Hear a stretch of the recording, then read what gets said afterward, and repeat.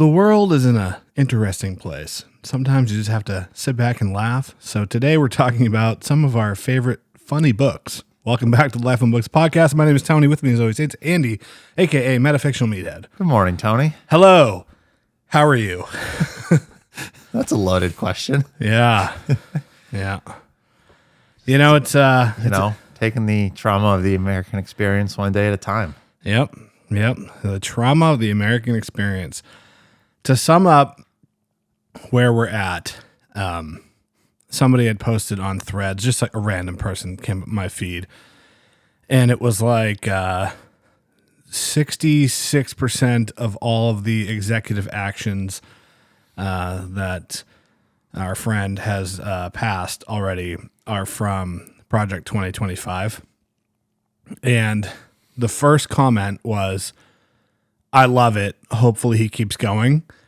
And the second comment was, that's a complete lie. Why do liberals always have to lie about everything? And it's like, well, which one of it is it then, guys? Because both of you support the same person, but both of those things can't be true. Yeah. So you figure it out. Yeah. You guys go figure that out. Yeah. But anywho, yeah. There's a great quote from 1984 by George Orwell, and we're getting into our first book reference already here, where it says, I forget the exact quote, but it's something along the lines of the final request of the party is that you don't believe what you see with your own eyes. Yeah. And it's like, that is frighteningly accurate right now. We made it 3 days. Holy smokes. Folks who thought that apartheid was a vegetable, telling me that I didn't see what I saw. So that's fun. Wow. Yep. Good times. That's people that I know in real life, by the way. Oh, great. Yeah. Great. So history does not repeat itself, but sometimes it rhymes. What have you been reading lately? I swear this whole podcast is not going to be about politics. Yeah. But I just hope that we can add some reprieve to your life if you're watching. Yeah.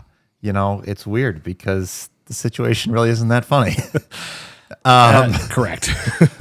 What have I been reading? I'm trying to think because it's been a couple weeks since we've recorded. So I think the last time we spoke, I talked about how I'd finished Distant Star by Bolano.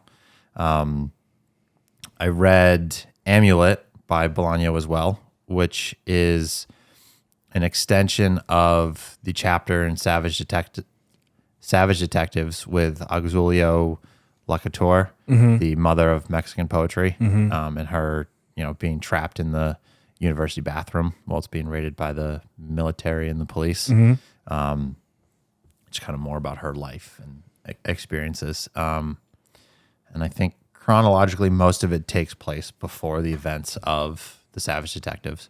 But that was a great short little novel. I think it's less than 200 pages. I think aside from Savage Detectives, it's been my favorite Bolano so far. So I guess number 2 out of the however many I've read from him so far. Yeah. And then I read Romantic Dogs, which is a collection of some of his poetry. So I've finished pretty much everything I wanted to read before getting to 2666. So I have been really trying to focus on finishing The Tunnel by William Gass. Nice. So that I can get into that. Yeah. Because I've just been reading it for so long and I want to finish it so that I can, I want to move on to other things. Yeah. Or I have shouldn't say move on, but I have other books that I want to read. Yeah. And I don't want to get caught up and distracted in those and then fall behind again with The Tunnel. So that's mostly what I've been reading this last week or so, as well as The Last Samurai by Helen DeWitt. And in non-book media, I also watched American Primeval on Netflix. How was that? It was really good. It Nice. was really well done. Cinematography was great. I personally was not a huge fan of how one of the narrative arcs ended. just like there were some parts of it that I thought were a little like, come on, we didn't need to do that. Yeah. But overall, I thought it was really good. Cool. It was violent as hell. Yeah. So it looks violent from the trailer. yeah. So I mean, it's only 6 episodes, Yeah. maybe 8, Yep. but yeah, it was really cool. Cool. So that's it for me. Nice. Oh, I have finished The Last Samurai Oh, great. by Helen DeWitt. So looking forward to you finishing that up, and we can do a full episode on it. So I won't go too much more into it than that. I started Something Happened by Joseph Heller, the second novel from him. Catch-22 is one of my favorite books. I've been meaning to read anything else by him for a long time. And I just figured I'd go in chronological order. A lot of people say that they like this better. It is so different from Catch-22. It's like incredible how just everything thematically, the way it's written, the writing style, everything. It's still a very funny book, which is appropriate for today's discussion. But really enjoying it. I also finished Endurance by Alfred Lansing, and I read The Invisibility Cloak by Ge Fei, who's a Chinese author, apparently considered like the most important Chinese author of the Chinese avant-garde writing movement, which really got started in the 80s, I believe. That book it's a novella. It's 126 pages long. And it was so good that when I finished it, I went online to see if like anything else I had in my book collection is like similar. Unfortunately, no. So I requested a copy of one of his other novels that is also published by NYRB. Nice. And they're sending me that. And I think those are the only 2 books of his that have been translated into English. But it was really good. What's the title of the other one? The title of the other one is... Let me pull it up. Hey, I hope you're enjoying this episode of the Life on Books podcast. Aside from watching and sharing this episode with your friends, the best way to support the show is by joining our Patreon book club. It's only $5 a month. It gets you access to a ton of additional content and our amazing community of readers, which is growing every day. Being a member of the book club goes a long way to keeping this show going. There's a link down below in the description. Thank you for your support, and now back to the episode. Peach Blossom Paradise. Okay. Yep. I've heard of that. By Ge Fei. I think I almost bought it one of the last times they had a sale. Yeah. When I went wild. Yeah. So I don't know if it's like a similar, I don't think like the topic is the same. The Invisibility Cloak is about this kind of down on his luck loser who makes a living building like custom home stereo systems with like tube amplifiers, which I guess at least when the book was written, which I think might have been, or the book takes place in like the late 80s, early 90s. I believe that the components were hard to get in China. So a lot of it you had to import or buy secondhand or like black market type stuff. And it's just kind of about all the sordid relationships he has with the customers, and Nice. Yeah, it's good. It's good. And were you noting the? Yes. Yeah. Yes. So Something Happened is remarkably similar to The Tunnel. Okay. So The Tunnel is about William Kohler, who is a university professor, Nazi sympathizer. So there's no, that I've seen so far, like themes like that. But the protagonist in Something Happened, his name is Bob Slocum. Love it. And he's like a middle management at some big corporation. Like, I don't know if they do like insurance or something. I don't even exactly remember. And there's so much in The Tunnel about William Kohler just being this like miserable prick. Yep. And like that's exactly what this is. Yeah. The similarities are so shocking, even down to like the chapter titles. So there's a chapter called My Wife is Unhappy, and it's just all these like flashbacks about his life and how he met his wife and their relationship. And the next chapter is called My Daughter's Unhappy, and it's like similar. And that's so much like The Tunnel. I mean, the writing style is drastically different.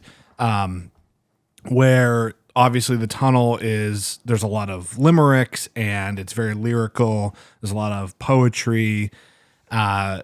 This is almost all narrative exposition, but in a much more linear fashion. It uses traditional punctuation, so it's a little more like normal, I guess. But really, just I'm shocked by how similar the two books are in those ways. So, and then I finished Endurance by Alfred Lansing. I think I said that. Yep. So that's it. Cool. So let's talk about funny books. Let's do it. So you want to go first? What do you got? Sure. My first one is Thank You for Smoking by Christopher Buckley. I have a copy of this. I just haven't read it. Yeah, it's very funny. It's it's about a guy who works as like a lobbyist. Okay. For the tobacco industry. Gotcha. And obviously kind of you can infer from there, but just kind of spoofs how lobbying works. And, he's friends with someone from the alcohol industry, and he has these lunches where it's the other lobbyist from alcohol. And I think the other person that he meets with is... No, I'm sorry. It's not alcohol. From like the gun industry. Gotcha. Okay. And then there's someone from like healthcare. All the people of questionable ethics. Yeah. Yeah. And they all have these lunches together, and you have your protagonist who's like trying to not let the government ban smoking and things like that. And there's like scenes where some accident has happened or someone's got, reports are coming out about how bad smoking is for you. And he goes on this like live Q&A, some news talk show or something like that. And it's him and a bunch of other experts from, name your 3-letter organization that is trying to ban smoking or limit it at least. And he's like, ripping cigarettes the whole time, like on national TV, and love it, talking about how cool it is. Yeah. And, so it's very easy read. I think it's not quite it's 270 pages. It reads very quickly. It's not super dense or difficult. Just a fun, terrifying read. Yeah, I mean the lobbying industry in general is probably a gold mine of satire possibilities, but tobacco for sure. Yeah. It's not to just constantly bring politics into this conversation, although that is what most funny books are satirizing a lot of times. Yeah. There's obviously this kind of narrative in our culture at the moment about every organization that we have trusted to some degree is corrupt. And obviously with medicine in particular, there's many conspiracy theories about a lot of different topics. And the argument in support of these theories being correct is like, well, doctors can be corrupt too, right? Right. And it's like, yeah, you know what? That is very true. Do you know which ones the corrupt ones are? It's like the ones that are putting together studies about tobacco being good for you, or the ones working for health insurance providers that are telling administrators that, oh, that you don't need to cover that. Those are the corrupt ones. Like they exist, but they're not the ones sitting across from you in the doctor's office. Yeah. So, but yeah, there's like points when did that come out? Sorry. 94. Okay. So and it takes place in the 90s. So Yeah, I mean, it was an interesting time then. I think the lobbying's only gotten worse since. So Yeah. But what were we going to say before I interrupted? Well, you? so, like I was saying, like he's kind of going on this, like, his boss, they're spending thousands, millions of dollars a year, like trying to kind of combat all of these reports coming out, and his boss is kind of like, are we wasting money? Like, we're kind of starting to lose this battle. And so he's going on this PR offensive to like try and make smoking cool and nice. Keep it in the cultural zeitgeist, if you will. And like he's trying to find some sort of celebrity to be the spokesperson and the face of cigarettes and just like all of this stuff. And you meet, obviously you deal with people within his lobbying agency, and then you meet tobacco executives, and it's just well, they're all kind of caricatures of what you would expect. it was drugs and alcohol and cigarettes and tobacco were a huge part of racing back in the day, and big sponsors of racing. And for those that aren't familiar, like even at the level of Formula One, MotoGP, even though this is a top tier sport with a ton of money around it, they still heavily rely on corporate sponsors to pay the team and blah, blah, blah. And there's some very famous racing liveries and designs on bikes that are tied to the tobacco industry. Smoking Joe's, Camel Racing. Yeah. And don't get me wrong, they were sick. They looked so cool. But a lot of it got banned. So they're not allowed to take on those sponsors now. But Marlboro, interestingly, kind of skirts the rules, and they came up with this, I don't know if it's like a subsidiary or exactly how the structure works, but it's they called it Mission Win Now. And so it's like the same like colors and fonts and like general like vibe, but it just says like Mission Win Now. And I think the whole point is then people go, what's Mission Win Now? And they go Google it, and then it's like Marlboro. Yeah. So it's not technically a tobacco advertisement, but they still try to get around it. They get creative with it. So Sounds about right. yeah. So yeah, I got to get around to reading that. I have a copy. So Yeah. The first book that I want to mention today is Pay As You Go by our good friend David Escor. Excuse me, Escor David Johnson. Sorry, Escor. Got a little tongue tied there. So this came out in 2023. Yeah, I believe. Yep. And we had him on the podcast. So go find an old episode of him, and he's a fantastic guy. This is probably the least political book on my list today. It's about a guy who is... It's got its moments. It's got its moments. It's about a guy who is struggling to find a place to live, basically. It takes place in a fictional city called Polis, and he's couch surfing and trying to find his way in life, trying to find a job. And everything from the choice of character names to the dialogue is just very humorous. It's got, I would say it borders on magical realism. It's got some kind of absurdist. Some of it's kind of, and this might sound like a criticism, but it's not. Like some of it's a little bit sitcom-y. Yes, but it's done extremely well. Yeah, it's executed perfectly. Yeah, and I think it would make a great animated film. For sure. That's just kind of how I envision it in my head. Absolutely. But the opening, the opening of the book is hilarious. Yeah. Where he goes on this, like diatribe basically about this apartment he's living in. He's complaining to his roommates, and he's saying, "Oh, there's never any juice in the fridge, and this doesn't work, and it's so bright." And one of his roommates says, "Ooh, for f***'s sake, man, you've only been here for a week." Yeah. So that just kind of sets the tone and just shows how funny of a book it is. There's a paperback edition coming out this year, and there's a chance that Esker will be up here in New Hampshire to promote that. So I'm looking forward to that. Hopefully getting to see him again.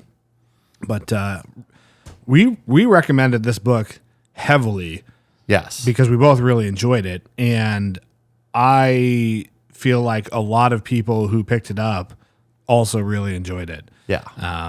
So I think, yeah, we both loved it, both recommended it heavily, both based on the strength of the book and Escor as a person. Yeah. He's an awesome guy. yeah, But I remember saying this, I don't remember if it was like just kind of casually in one episode when we were around when we both finished it, or if it was when we had him on, but like, obviously the actual events of the book are very turned up to 11, kind of absurd, over the top. But like, I think so many people can relate to that struggle of like, just maybe not necessarily like finding a place to live, but trying to find your place and like feeling like there's always another hurdle to overcome, and always something in the way, and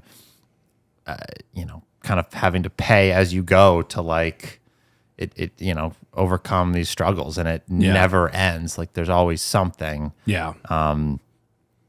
And Esker did a fantastic job of taking something that can be really bleak and depressing and putting a lot of humor into it, and kind of helping you see the light in these struggles. I would say so. So, and I also now can no longer think of this book without thinking of the episode that we did on the 100 best books of the 21st century. And we were kind of criticizing the list, and we both said like this is a book we'd put on that list. And Same Bad Different Dreams by Ed Park, and someone who was very disgruntled with our podcast episode said, "Oh, I think it's convenient that two friends of yours, you think should be on this list." And it's like, well, one of them was nominated for a Pulitzer Prize. Yeah, right. And the other one was published by McSweeney's and also nominated for several major awards. Yeah. So it's not he was nominated for the New York Public Library Young Lions Award. Yeah. Which they don't just like give out. It's like made it sound like it's just two schmucks that wrote and self-published a book. And there's nothing wrong with self-publishing. I'm just saying, like, we're only friends with good authors here at the Life on Books podcast.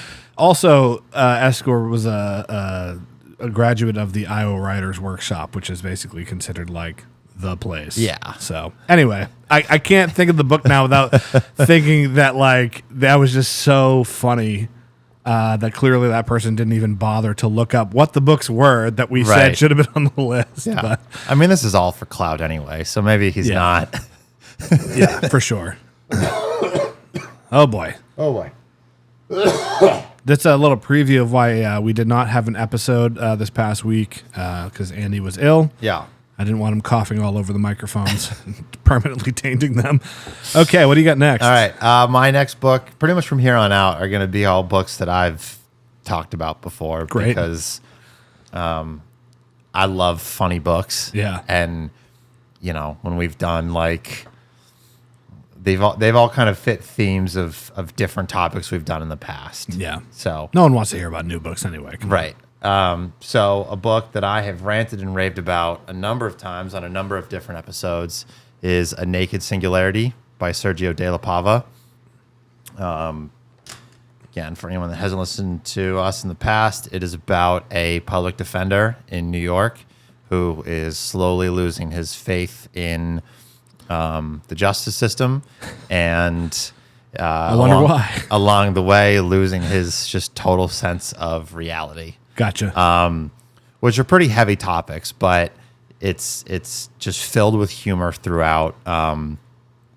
There's a scene passage. It talks about another colleague of his who has a habit of eating these particular gas station burritos and the havoc that ultimately wreaks on his digestive system and the dire consequences that has. Without spoiling anything, there's a scene I think about like all the time where he's in the protagonist and one of his clients are meeting with a couple of detectives to talk about like a plea deal and having his client be an informant more or less. and the officers are offering him refreshments, and they're asking, "Can we get you anything to eat and drink?" And then it turns into a kind of a quasi argument about what his soda options are, whether something is available as a diet form with no caffeine, or if you can only have regular soda if you don't want caffeine, or and it's just you think about, in theory, these officers should be very proficient at communicating, and they're just like stumbling over each other's words about soda. Yeah. Those are just a couple of things that stand out to me, but there's so much. I think I've said it in the past too. De La Pava just kind of nails the dialogue. Again, you think about lawyers, and then obviously, like I said, they're meeting with different people on the other side of the law, and both groups, in theory, should be at least proficient communicators. Yeah. And then they're just having these stupid, absurd, very colloquial and nonsensical conversations about nothing, really. Right. And it's just all kind of going in circles. So very, very funny book. Yeah, I need to get around to reading it. I have a copy, so. Yeah, you should. Is it easy to get a hold of? Or is it out of print? I think it's relatively easy to get a hold of. Because I was thinking maybe we should do it for the book club. I think this would be a great pick for the book club. I don't remember exactly if it was like thrift books or eBay or, but I ordered this particular copy off of, used off of one of those type of sites. Gotcha. You're probably, I know you found your copy at Gray Matter, right? Gray Matter, yeah. You're probably not likely to find it in person. Yeah. At like a used bookstore like that. They have such a great collection. They have such a great selection. Yeah. But I think it's relatively easy to find online. Yeah. Because he originally self-published it. Oh wow. Okay. And those editions are pretty rare to find. Yep. I managed to find one for a pretty decent-ish. One of the self-published ones? Yeah. And then who picked it up? This is the University of Chicago Press. Oh, cool. Yeah. Yeah. So Yeah. I don't know if it's out of print or Yeah. how readily you could find like a new copy. Yeah. But it should not be that hard to find it online, Cool. at least in the U.S. I know we've got a lot of listeners from other countries. I don't know. Yeah, that's kind of the tough consideration. It's like books that are somewhat harder to find here are like impossible overseas. Yeah. I actually had a great chat with Chad Post from Open Letter. We hopped on a Zoom call the other day to talk about a couple things, possibly starting a podcast network for literature-based podcasts. Cool. I don't really know if that's how that's gonna play out, but just throw that out there for our listeners. But he was just talking about some of the insane obstacles that come with trying to get books in other countries. And Yeah. if you go back and listen to our podcast episode where we featured Chad, he talks about the Lightning printing process. It's a type of printing that's kind of like an on-demand for the publisher, so they can stock a good amount of books, but then they don't have to carry a ton of stock. Right. And then when people order, they can just kind of go out more quickly. And I guess like the technology is technically available in like Canada and Australia and the UK and all these different places, but there's just some internal politics and some other barriers that are making it challenging to get that going. And I'm probably doing a poor job of explaining what the problem is, but Yeah. he did say that they kind of have a beta process set up for Open Letter for Australia. Oh, cool. So if you're an Australian listener, I guess go to their website and try to order. Use code LIFE at checkout, LIFE, to get 30% off till the end of February. Nice. Yeah, so because the shipping to Canada is insane. Yeah. So I actually recently just sold a copy of The Tunnel to our friend Jack Everett from Jack's Paperbacks on Instagram. And I had kind of overpaid for that particular edition. It was the first paperback edition that had the same cover design as the original hardcover. And I want to say it was Alfred A. Knopf that published it. Yes. But, when it came, I paid like $60 for it, I think. And when it came, it's fine. It's totally readable and intact. But it just wasn't like as nice as I wanted it to be for a $60 book. And I was like, all right, I'm going to sell this copy off. And he's in Canada and he can't find one locally. And he's like, well, I'll buy it off of you. And I was like, let me just see what the shipping is.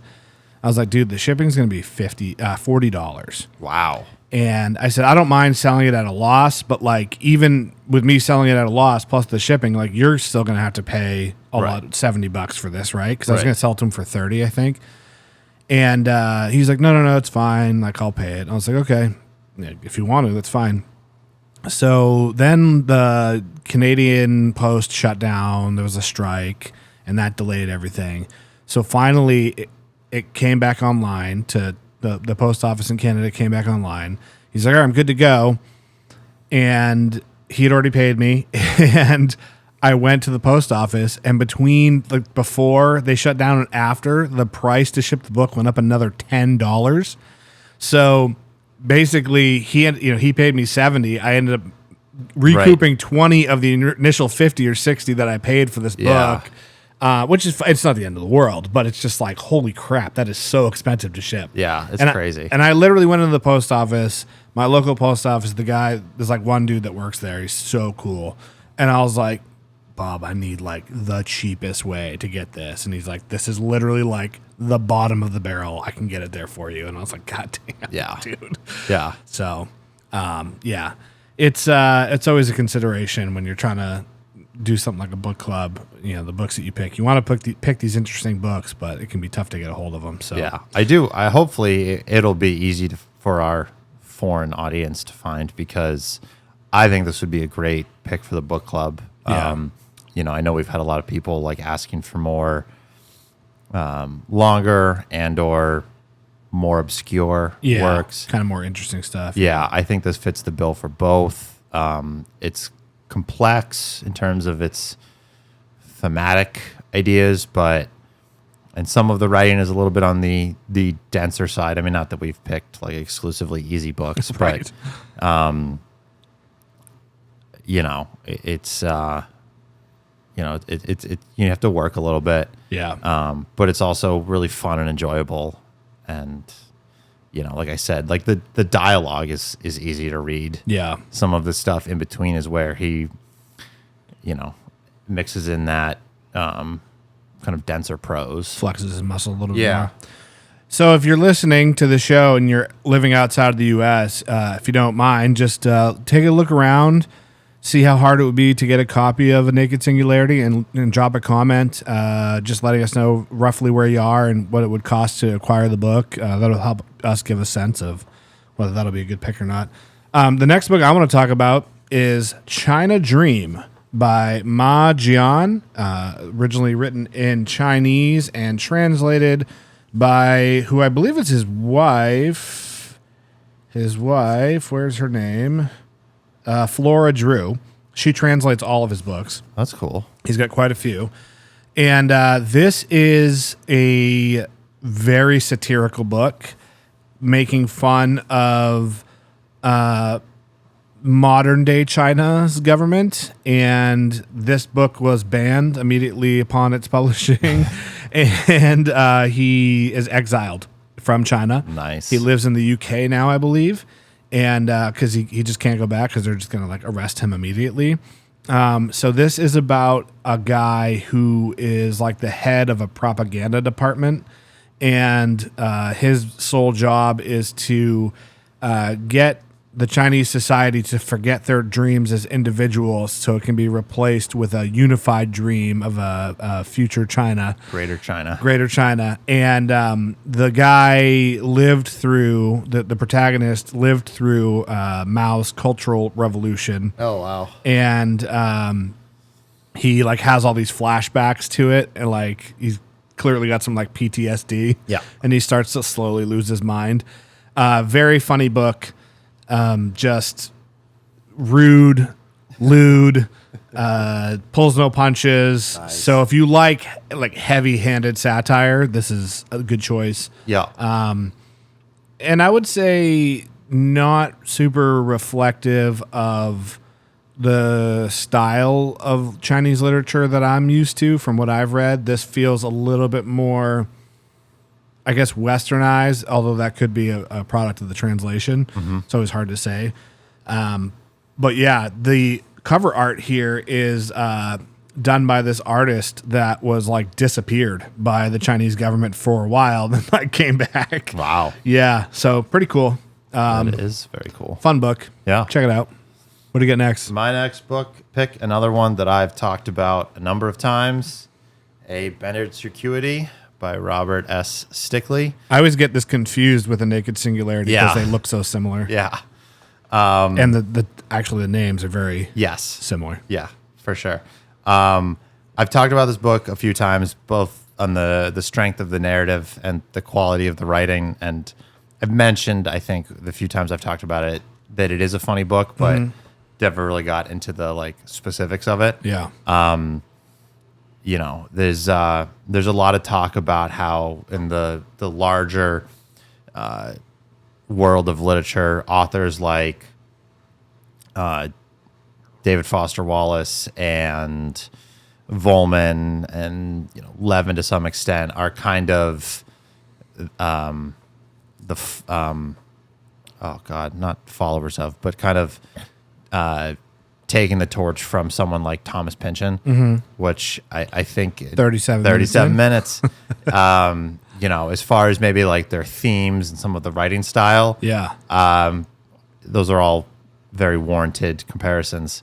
But I think as far as like kind of over the top slapstick humor, Bended Circuity is the closest I've read to kind of Pynchon's style in that aspect. And you get a lot of the phallic imagery that Andy's favorite Pynchon likes to use, but where at least in something like Gravity's Rainbow, obviously it's the rocket, right? Yep. A lot of the imagery that like there's it's all hot dogs. There's a scene where it's about the general gist of the plot is you kind of have your hoity-toity debutante type group of high society people in the late 60s, Charleston, South Carolina, and this group of essentially pranksters comes in and vandalizes the town, and these people that live on this plantation and that cultural group perceive it as an act of northern aggression. So they kind of are like, the South is going to rise again. Like, now is our time, right? Oh, God, yep. And so they're kind of like spurring this, trying to like rise this new Confederate army. And, they're going along their travels and they come to like this hot dog stand and it explodes and it's just raining hot dogs and it's a mess there. There's a scene, where they end up encountering this group of, or some of the pranksters, so to speak. In any, I wouldn't say normal, but the expectation there is going to be this big brawl between this group of characters, right? What happens in the book is they get into a huge food fight. Nice. There's a scene where one of the characters from the kind of new Southern Army like goes into the hideout of these pranksters and gets into a human cockfight. And I'll let the audience use their imaginations on what that is like. Oh boy. there's another this like Southern Army is trying to get more horses so they can, have more people and mobilize more people and stuff like that. And they find this guy that's selling these like purebred, thoroughbred, whatever, really nice, good horses, but they can only trot backwards. Okay. Like just ridiculous stuff like that. Yeah. Absolute hilarious book. I think I've talked about it before.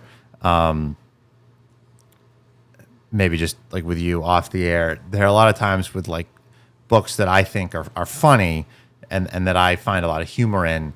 It's more kind of that like tongue-in-cheek, clever. Yeah. It kind of gives you a little bit of a chuckle, or maybe just blow a little bit of air through your nose, and then you keep on reading. There are a number of points in this book that I just like actually like laughed out loud at. Yeah. That I think, at least in the for me in my reading taste, like the actual laughing out loud is not something that I do a lot. Even with books I find funny, like I said, it's more that just kind of, oh, this is clever. Yeah. But I thought that was a hilarious book. Nice. So I mean, strong sale on that. Sounds good. Rick Harsh, if you're listening.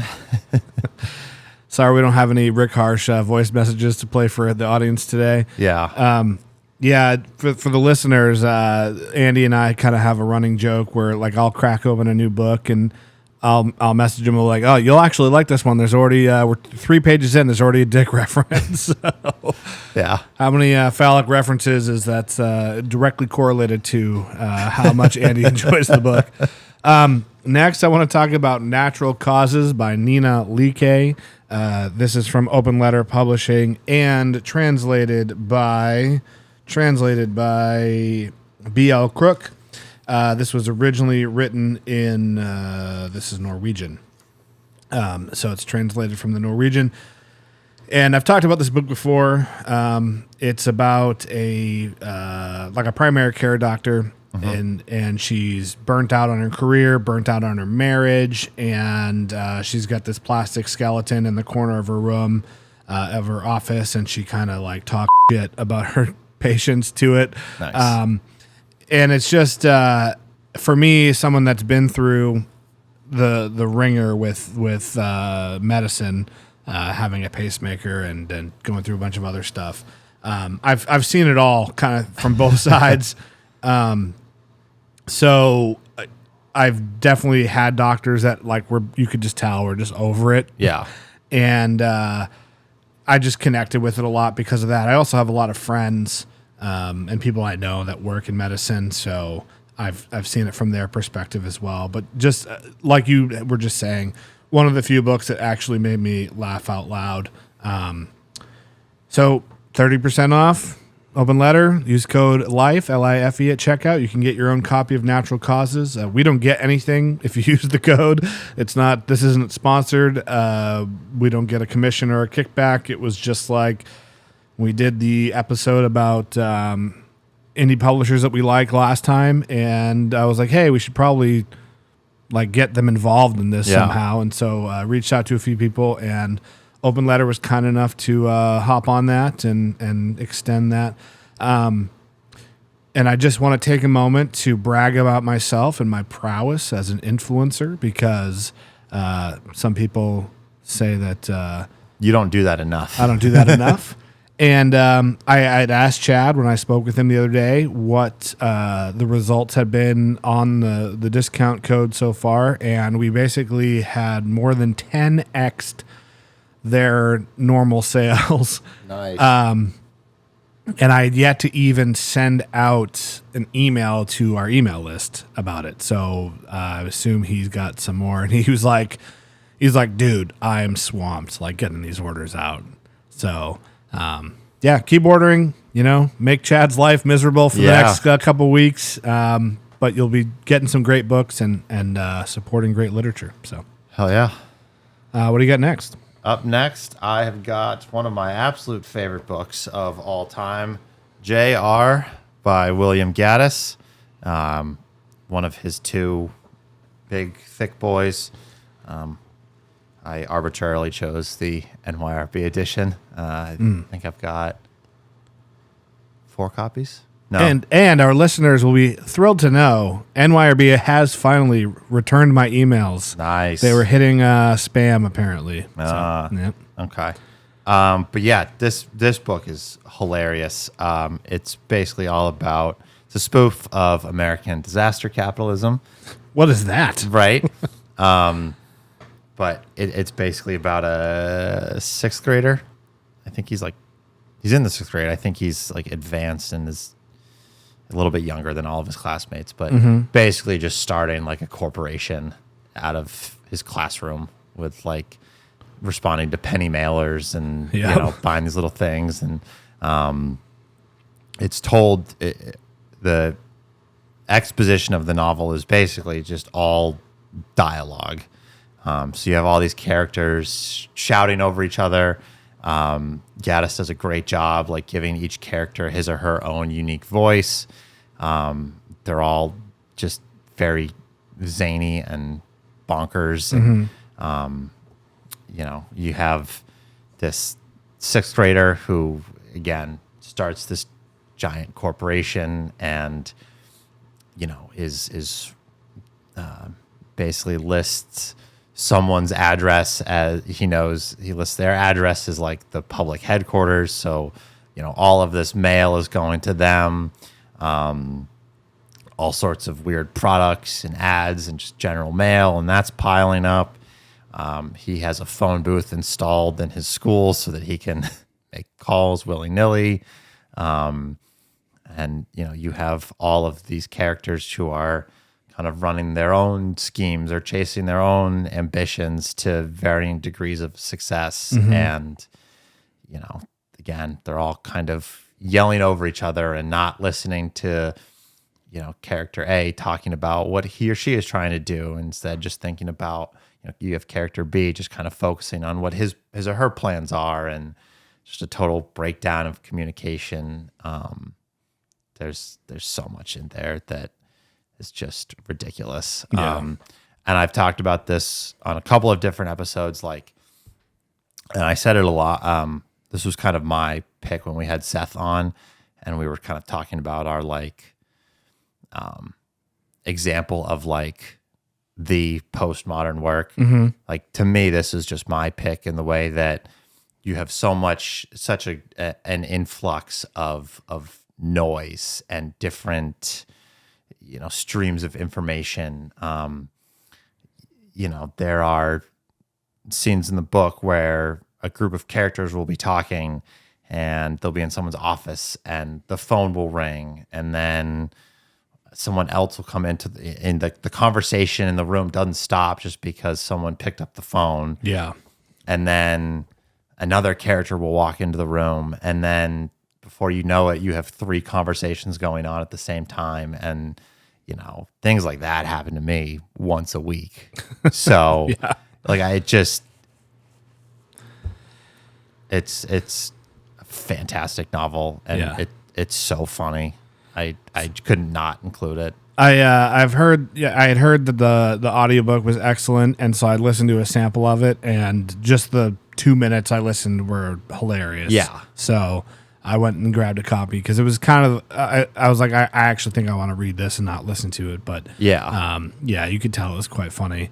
And, you know, speaking of disaster capitalism, again, going back to our current climate, there's this very, very misguided belief that private sector does everything better, more efficient, right? Governments are wasteful inherently.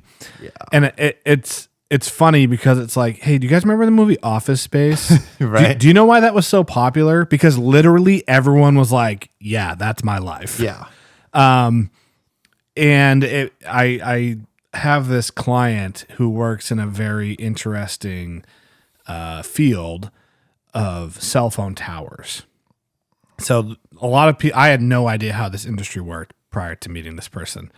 But basically, we all have Verizon, AT&T, T-Mobile, whatever. And they don't actually always own the towers that broadcast the signal.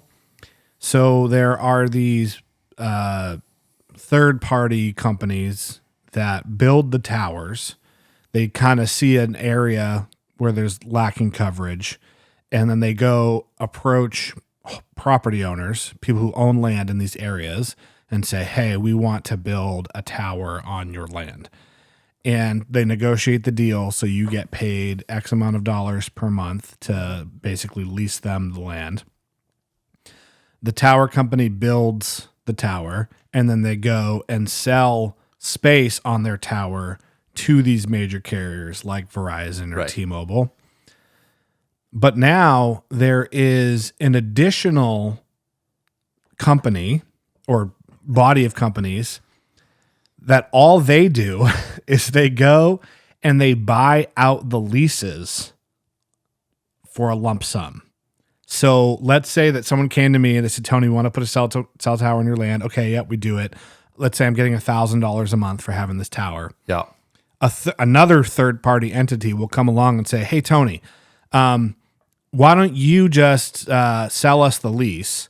We'll give you $100,000 now, and we'll just take over the rights to the lease. And the reason they do that is because all they do is then renegotiate the lease with the company that built the tower to get more money out of them.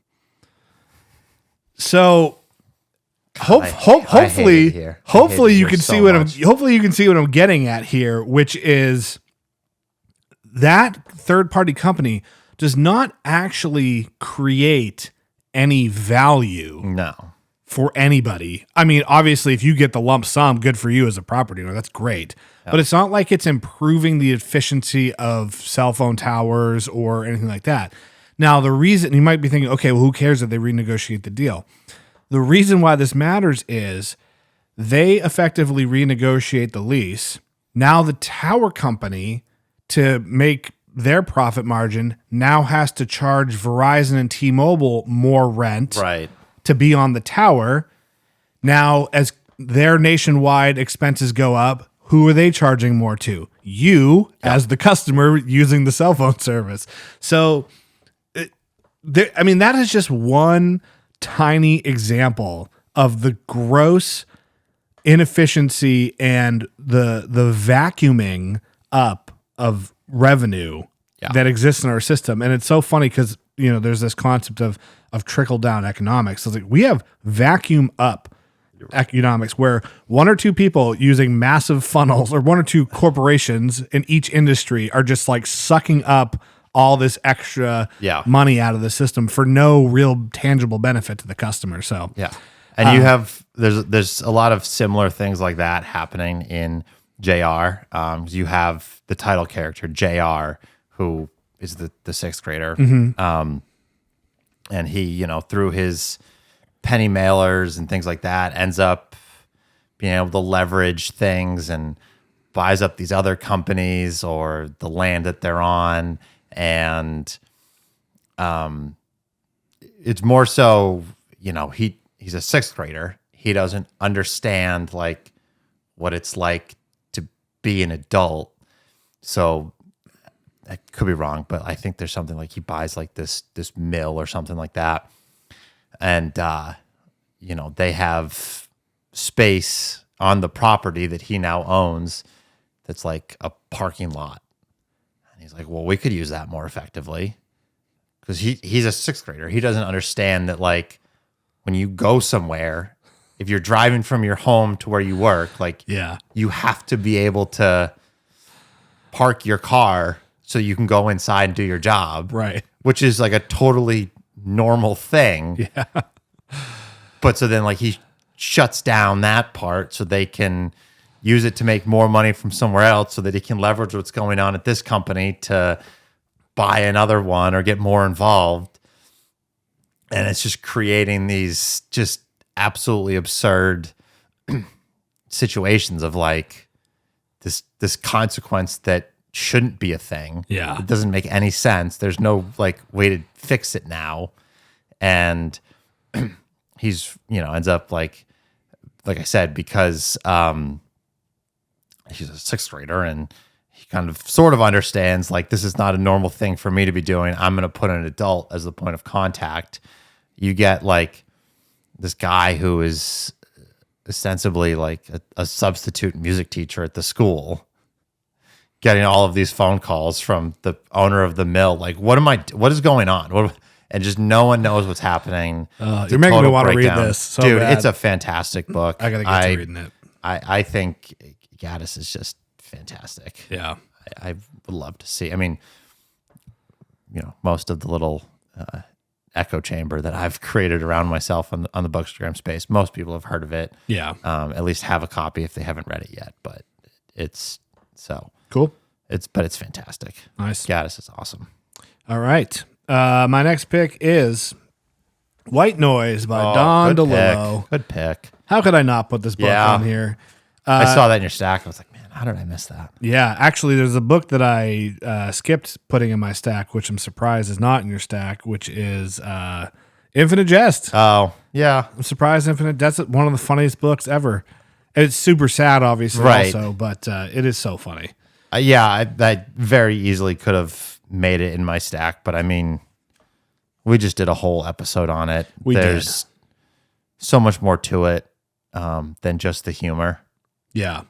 And I think, not to cut you off your White Noise, but I think one of the things that I always think about with that book, and I think I talked about this when we did our episode on it, when like Wallace would be doing an interview after, and he talked about this a few times, like how people would come up to him on the street or wherever and be like, "Oh, I loved Infinite Jest. It was so funny." Like, and he was like, that was sometimes hard to hear because I set out to write a really sad book. Right.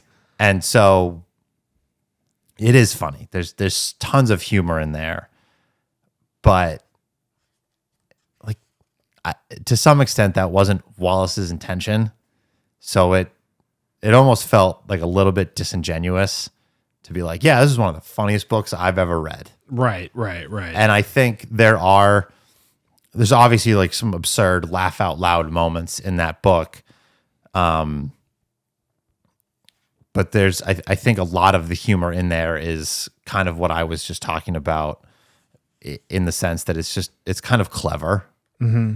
There's, again, plenty of laugh out loud moments, but there's parts of it where like you're reading it, it's just like, how the hell did you think of this, Dave? Yeah.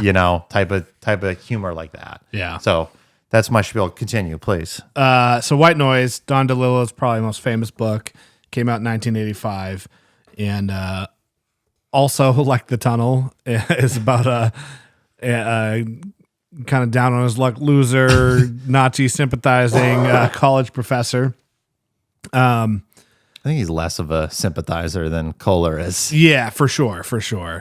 But he's got this family and this wife, and they're going through. There's like a toxic gas spill. Yes. That happens in the town, and it's remarkably clairvoyant in that way because it is very reminiscent of the poor response to the big train accident 2 years ago now. Yeah. Where the government response to all this chemical waste being dumped was not great. But I mean, there's so much humor in this book that just this the way it's written. But I'll just read a couple passages here. So he's at the doctor's office because he's like worried he's going to die. Yep. And he's like, here's how we usually start. He said, I ask questions based on the printout, and then you give the answer to the best of your ability. When we're all finished, I'll give you the printout in a sealed envelope, and you take it to your doctor for a paid visit. So he's like getting testing done. Yep. He says, good. We usually start by asking, how do you feel? Based on the printout, just how do you feel? He said in a mild voice. In my own mind, in real terms, I feel relatively sound, pending confirmation. Yeah. And then later he goes, he's asking about his sleep. He goes, toss and turn, just toss. It's like, yeah, I don't know. I found it incredibly humorous. Really, it's kind of just like critique on, I would say, modern consumerism. Yes, the overconsumption is a huge piece of that that book. And considering it was read in the 80s, like now it's like hits home even harder. Absolutely. Yeah. Yeah. You know, I think about the most photographed barn in America. Yeah.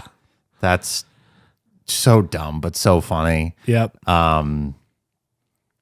Just with the toxic event, the way, you know, when it first happens and then it escalates and the powers that be, so to speak, are giving it more like escalated. They're titling it, referring to it in a more serious manner. Yeah.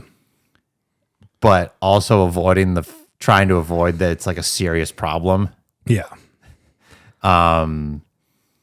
When you have like his daughter that starts exhibiting symptoms, but it's just kind of like ahead of the game. So that it's all just like, no, you're fine. Fine. If you haven't read it, basically they get exposed to this toxic gas and they're all worried about if they're going to develop symptoms, and the symptoms are constantly rapidly changing. And it was very reminiscent of COVID in that way, where it was like when COVID first hit the scene, there was, you're going to have a fever and a sore throat and kind of typical flu symptoms. But then over time, you might lose your sense of smell or your sense of taste. And now there's maybe long COVID. Right. And you're not really ever sure what is actually COVID, what's not. The symptom list of COVID is like 100 things long at this point. Yeah. And in the book, they're trying to work out if the daughter is developing the symptoms before they're announced as symptoms, which kind of validates them. Right. Or if like she heard it on the news and now she's just thinking she's having these symptoms. Right. Which I think anyone who's been sick to maybe a serious illness or concern they might have some type of serious illness or condition can like understand. Well, yeah, you think about it, like how many times have you had the sniffles and they're a little bit stronger than normal, and you go on to WebMD and you have brain cancer. you have walking pneumonia and you're going to die in the next hour. Yeah. It's just like, you self-diagnose, you become like a hypochondriac, you become hyper aware of every little sensation in your body. right. Yeah. But I think about like when he, you know, when Jack is getting tested and they get the results and it's like, I mean, you're going to die. Yeah. It might be tomorrow. It might be in 30 years. Yeah. You're going to die. Right. Not helpful at all. Yeah. We're all going to die. Yeah. Oh, man. Yeah, great book. If you haven't read it and you haven't read any DeLillo, definitely go check it out. Yeah, So, I think it's a great place to start with DeLillo. It's a quick read, too. Yeah. I didn't think it was too challenging. I think I've said this before. You know, he tends to get roped in with Gaddis, Pynchon, Barth, Gass, all those great authors of post-World War II American literature for good reason. But all of those authors, I should say all, but most of them have very dense, difficult works. Yeah. You're literally doing work to read it. Yeah. And there's certainly some heavy themes in DeLillo's work, but as far as the writing goes, it's much more accessible than his counterparts and contemporaries. Yeah. So, all right, what's the last book on your list? my last book, again, another one that I've talked about a lot, kind of an relatively unknown that I think more people should read, and that would be Troll by Dave Fitzgerald, published by Whiskey Tit Books, a small indie publisher that I believe I mentioned last week or last time we spoke. But this is it's basically about an internet troll. Love that. Kind of, and thematically, it's kind of showing the relative ease within which someone could kind of fall into that trap of being an online incel and just, you know, he works at BuzzFeed type, you know, online publication, and you know, he's certainly got a lot of like avant-garde or maybe more pretentious tastes in terms of the media he consumes.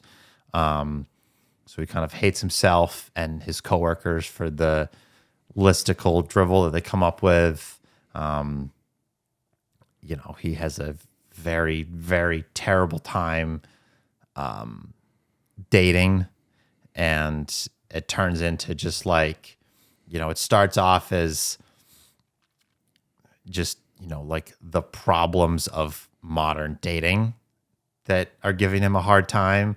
And then because he's like really struggling with dating, and he just sits at home and smokes weed and watches a lot of pornography, like it warps his brain, and it's like, oh, it's not this bigger thing. Like, it's the women that are wrong. Right. And then, because he's an internet troll, and, he manages to get a date, and then he does something stupid and blows it, and it just kind of snowballs. And I'm realizing my description sounds a little bit more terrifying than funny, but just the like absurd situations that the protagonist finds himself in. Well, Fitzgerald certainly had a lot of real life examples to choose from. Yeah, are just, like hilarious. Yeah. There's one where he meets a girl, and I don't want to spoil it because it's a hilarious situation, but he meets a girl, and they go out, and they go back to her place, and like it finally seems like he's getting everything he wants, and meanwhile, like he's dealing with some serious indigestion, and it's just falling apart in his lap. Yeah. And it's one of the funniest books I've ever read, for sure. So Nice. and I think I talked about it. I think it was my top 10 of 2023. Yeah, 2023. And I talked about it a little bit then. This isn't so much on the humor side of things, but the entire novel is written from the second perspective. Yeah. Which is certainly a unique stylistic choice. Mm-hmm. I think Fitzgerald nailed it in his execution. And I think one of the things that's so like powerful about it is, you're reading it and everything is, oh, you did this, you did, and it really opens your eyes to like how easily, if you're not conscious of your decision-making skills and taking some accountability for like, well, I said this on the date, that probably wasn't smart, or like, you're not cognizant of your own shortcomings, like how easy it is, especially in our modern day society where you can just log on to Twitter or Reddit or 4chan, Facebook, whatever. Is 4chan still a thing? Unfortunately. Okay. And have that like echo chamber of people being like, no, it's not you. Right. It's the women that are the problem. Right. How quickly and easily anyone can just fall into this internet rabbit hole of, again, I said he's kind of an incel. Mm-hmm. Obviously, there's lots of the book is kind of targeted at the male ego, but I think it could apply to anyone. Yeah. Any young person in the modern era, but just how easily you can fall into that trap. Yeah. Of like just the internet supporting your poor behavior and justifying it and making it easy to be like, nope, I'm not the problem. Right. It's everything else that is. Yeah. So just hilarious and very poignant novel. Nice. Yeah, I got to get around to reading it. My final pick, The King, the GOAT. My favorite book, Catch-22 by Joseph Heller.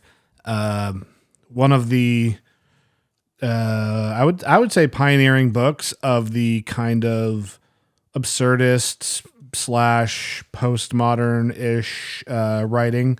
Yeah. Published in the 50s, I want to say. That sounds right.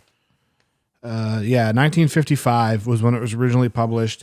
His first book was a huge success. His most famous book, his career sales-wise, was fairly lackluster after this. But it's about somebody who's in the military, and he is like the bomber on a plane during World War II. and he doesn't want to be there. And just it kind of highlights the antics and hijinks and inefficiencies of the military. There's one line that really kind of sums up the book, where he's like telling somebody else why he doesn't want to go fly these missions. And he's like, well, they're all trying to kill me. And they're like, what do you mean? Like, no, they're not. Like, everyone's not trying to kill you. And he's like, no, they are literally trying to kill me. Yeah. Like, we're at war, bro. Yeah, just laugh out loud funny, completely off the walls, bananas. Yeah, I really need to get around to it. You do. It's good. It's a tough read. There's a lot of repetition, which a lot of people don't like. For example, there's a character named Major. So he's a major. His name is Major. Yeah. Stuff like that. It's kind of silly. But I think it really highlights like the absurdity of war. Kind of asks the question, like, is there even such thing as a just war? Right. We kind of think of World War II as this heroic thing where, oh, the Nazis were doing all this bad stuff and we came there and punched them in the face and saved the day. Yeah, that's totally what happened. Yeah, but you kind of learn a little bit more about history and you're like, oh, actually, not really. We definitely weren't hesitant to get involved because the Nazi regime was good for America's business interests. That's definitely. Yeah. I mean, a lot of people forget that there was a pro-National Socialist rally held at Madison Square Garden before we had entered the war. That sounds about right. I believe, and I could be getting this figure wrong, but I believe the turnout was about 75,000 Amazing. people. Yeah. I remember, so one of the books, this is sort of tangential, but when we did the books that radicalized us, one of the books that I brought with me that I want to read in the future is The Devil's Chessboard, which is all about Allen Dulles and the CIA. And before he was the director of the CIA, Allen Dulles and his brother, whose first name I want to say was Robert, but I could be wrong, they had a law firm, and they had clients in Nazi Germany. And I listened to part of the audiobook, and one of the things that I was in there, the America was very hesitant to get involved. For a number of reasons, not the financial interests. It wasn't the only thing, right? Yeah. It was a portion of it, but it was not the only thing. But reportedly, when the news broke that like, okay, America has to get involved, like we got to do something about the Nazis, and we have to cut ties with our business partnerships over there. The Dulles brothers reportedly broke down in tears. Because they were going to lose so much money? Yep. Yeah, that's not shocking to hear. I mean, the thing is like, yeah, we had to do something with the Nazis, quote unquote, but like, it was Pearl Harbor. Right. We were like, oh, we can't let these Japanese bomb us. Right. It was as much fueled by our own racism against Asian people as it was anything else. I mean, the Pacific Theater was probably way worse than anything that happened in Europe, in my opinion, as far as our involvement. The combat was just brutal in the Pacific Theater. And let's also not forget, we rounded up all the Japanese Americans and put them in an internment camp here. So, I mean, yeah. Are we the bad guys? Yes. Yeah, and I mean, look, let's be honest.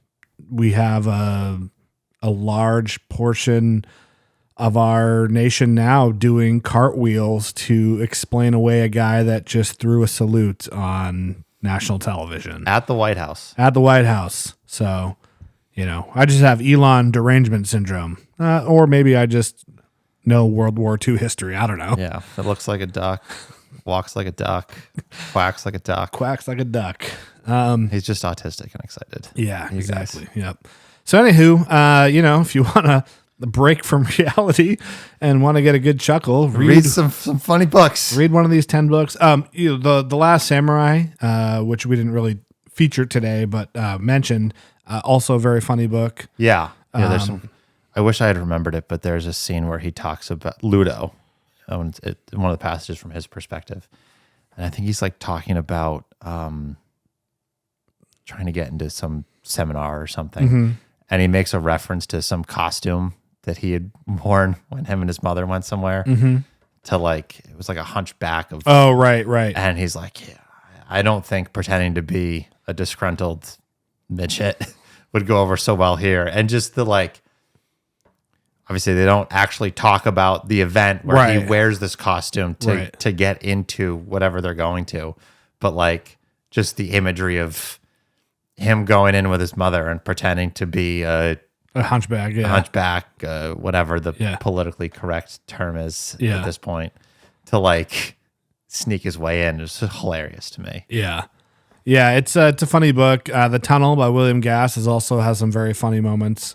As well. So, okay, if you want to support the show, go over to Patreon, join our book club. Link is down below. And next week, maybe we'll do our Last Samurai episode.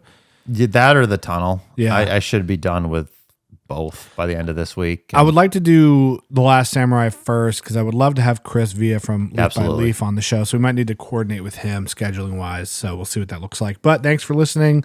Drop your favorite funny books down in the comments, and you will see us next time. Bye-bye.